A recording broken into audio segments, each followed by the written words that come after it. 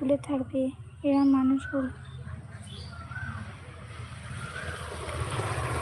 যদি কি হাজার ব্যস্ততা থাকলেও যাকে মানুষ সত্যি আপন ভাবে তার জন্য একটু সময় ঠিকই বের হয়।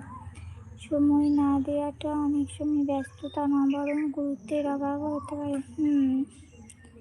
ওইটাই তো। কি বলবে বলো? বাদ দাও, যে যার মতো থাকুক, খুশি থাকুক, ভালো থাকুক। তাই তুমি নিজেকে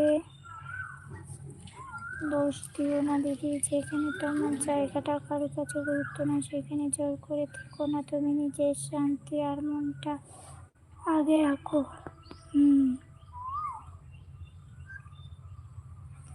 মনে হয় যার কাছে গুরুত্ব নাই সেখান থেকে সরে আসাই ভালো।